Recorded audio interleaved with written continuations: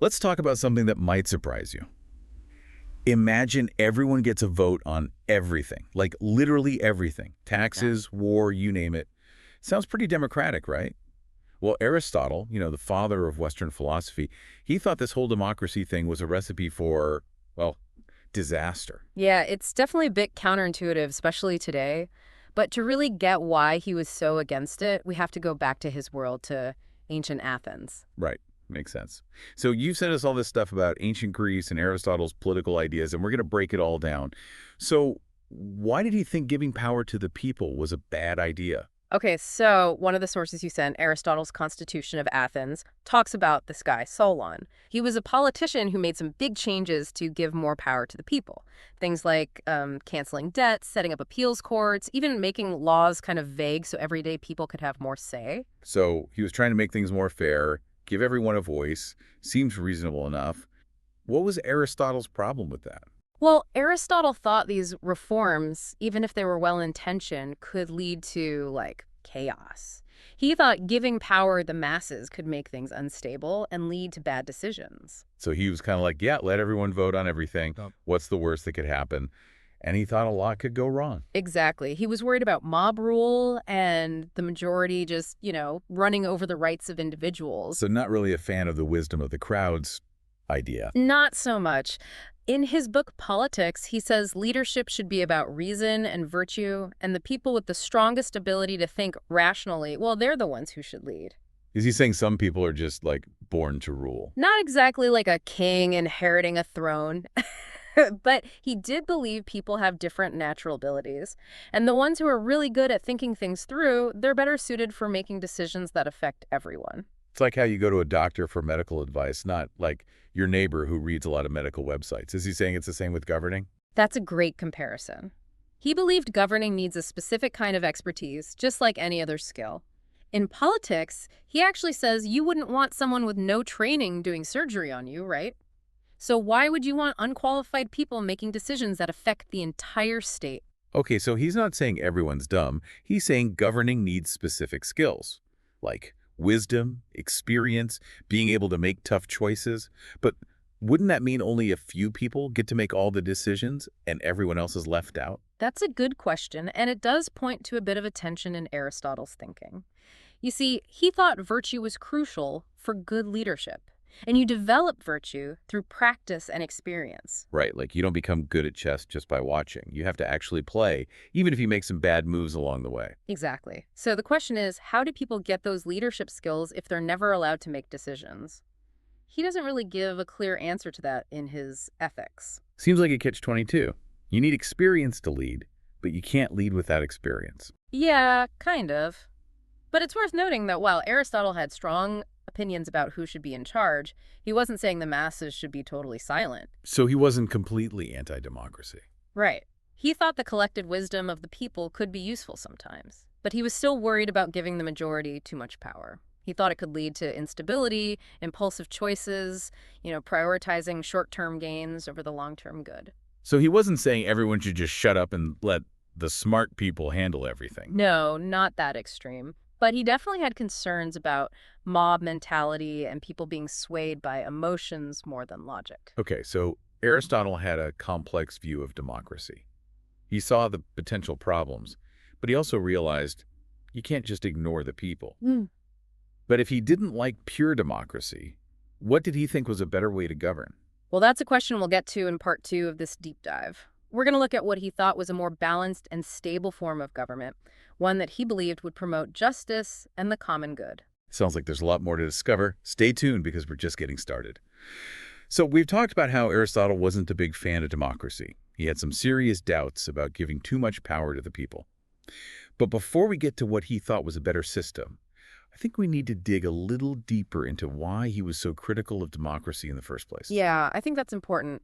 To understand his view, we have to get into those specific concerns that shaped his whole political philosophy. Okay, so let's put on our thinking caps and really examine those criticisms. What were the biggest problems Aristotle saw with Athenian democracy? One of the things he was most worried about, and he mentions this a lot in Politics, is what he calls demagoguery. Demagoguery. Sounds kind of scary. What exactly did he mean by that?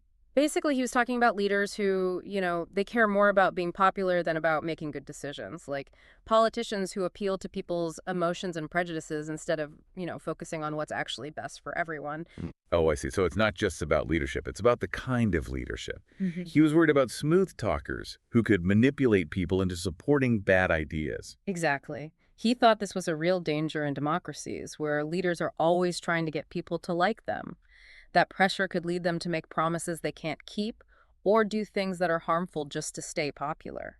It's like that saying, you can fool some of the people all the time. Yeah.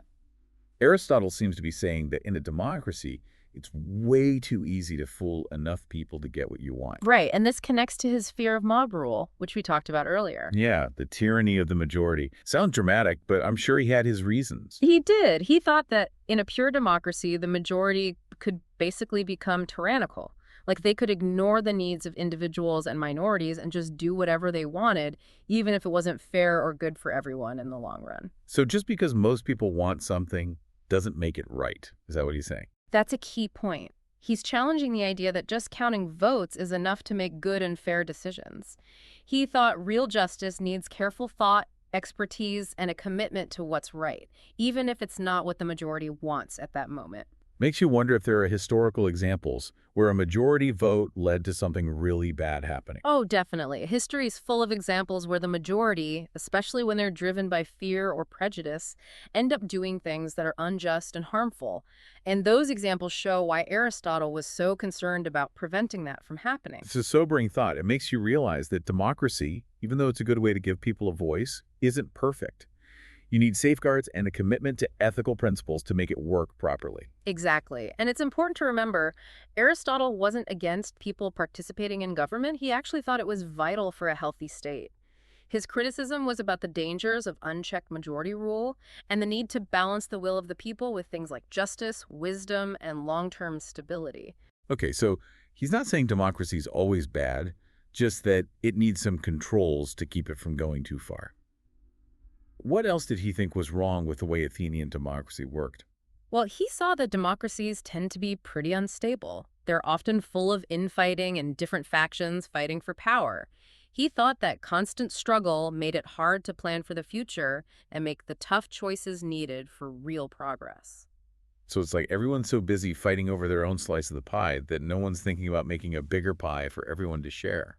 That's a great way to put it. He believed all that internal conflict made democracies easy to manipulate from the outside and just made it harder to govern effectively.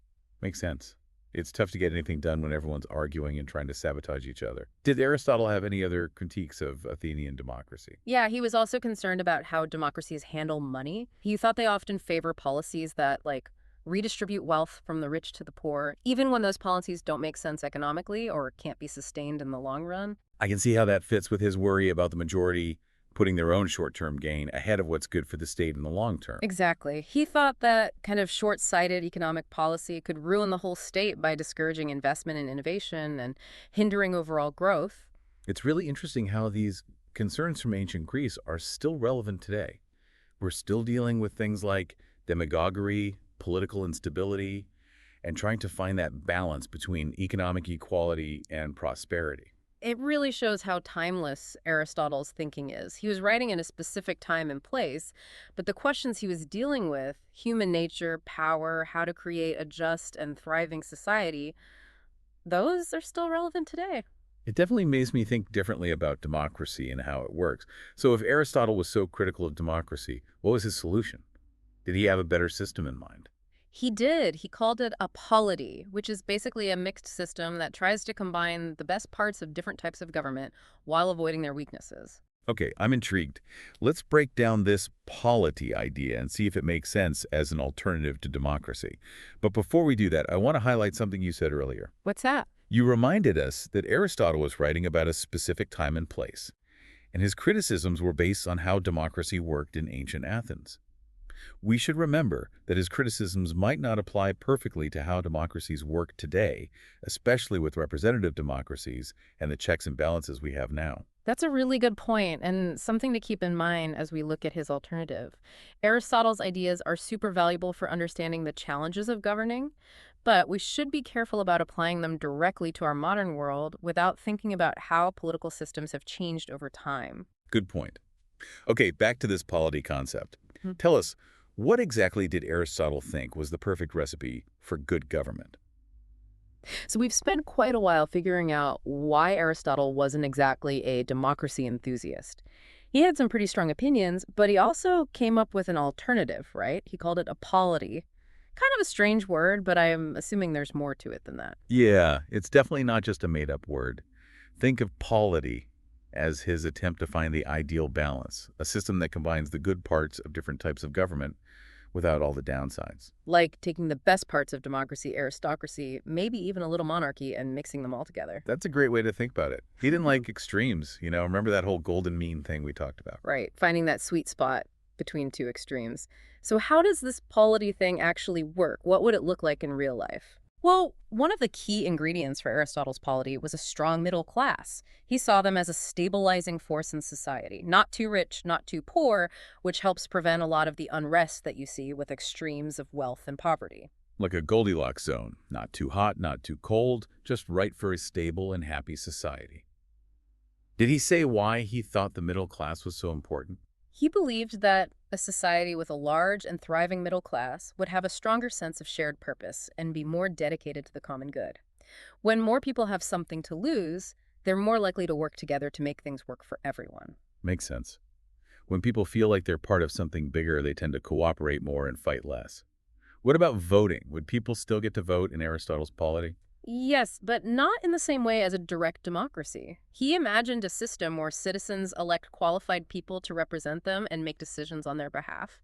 He thought this would help make sure that the leaders had the experience, the wisdom, and the right kind of character to govern effectively. Kind of like how we elect members of Congress today. So he was trying to combine elements of popular participation with a more selective approach to choosing leaders. Did he mention any other specific parts of this polity system? He did. He was a big believer in separating powers, dividing the government into different branches, each with its own responsibilities. This was meant to stop any one person or group from having too much power and to create a system where everyone keeps each other in check. Sounds familiar, right? Checks and balances, it's like he's laying out the foundation for our modern democracies. It's amazing how many of his ideas from centuries ago are still part of our political systems. It shows how insightful he was and how well he understood human nature and how to govern. And it also shows that maybe we're not so different from those ancient Greeks. We might have fancy technology, but we're still struggling with the same basic questions about creating a just and stable society. Absolutely. And while Aristotle's solutions might not be a perfect fit for our world today, his insights into the challenges of governing and the need to balance different interests are incredibly relevant. He was also really big on the rule of law, wasn't he? Can you talk a little bit about that? Yeah, for Aristotle, the rule of law was absolutely essential for a just society. He believed that laws should be fair, unbiased, and apply to everyone equally, no matter how rich or powerful they are. So, no special treatment for the elite. Everyone's held to the same standards. Exactly. He saw the rule of law as protection against tyranny and a key part of a society where justice and fairness are paramount. When laws are applied consistently and fairly, it creates a level playing field and makes people trust the system more. It's interesting how this connects to his emphasis on virtue. He believed that the character of the people directly affects how well a society functions. You're spot on. For Aristotle, it wasn't enough to just have good laws and structures. He thought a truly just and successful society needs virtuous citizens, people who act with wisdom, courage, self-control, and fairness in their everyday lives. So it's not just about the system itself, it's about the people within the system.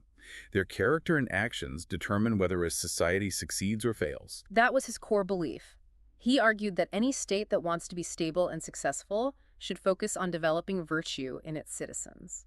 It makes you think about how our own choices and actions affect the well-being of our society. Yeah. If we want a just and thriving world, we have a responsibility to cultivate virtue in ourselves and hold our leaders to the same standard. That's a powerful idea, and one that's deeply rooted in Aristotle's philosophy. He believed that every individual has a role to play in shaping the character of their community. Ultimately, the goal of building a just and flourishing society is something we have to work towards together. This deep dive into Aristotle's political thought has been fascinating. We've explored his critiques of democracy, looked at his alternative model of a polity, and seen how his emphasis on virtue ties into his vision for a just and thriving society. It's given me a lot to think about. It really has. And although Aristotle's ideas might not give us easy answers to the complex problems we face today, they offer a valuable way to think critically about how we govern ourselves and how we can work together to create a better world. Well said. Any final thoughts for our listeners as they continue to explore Aristotle's ideas? I'd encourage them to think about this. If Aristotle were alive today, how would he view our modern political systems? What would he like? What would he criticize? Are there any insights from his philosophy that we could use to address the challenges we face in the 21st century? Those are great questions. Maybe our listeners will even be inspired to create their own version of a polity for the modern world. Who knows? Maybe they will. After all, the pursuit of a just and flourishing society is an ongoing conversation that requires us to learn from the past while also addressing the complexities of our present. And maybe, just maybe, this deep dive has been your first step on that journey. Thanks for joining us, and until next time, keep exploring, keep questioning, and keep striving for a better world.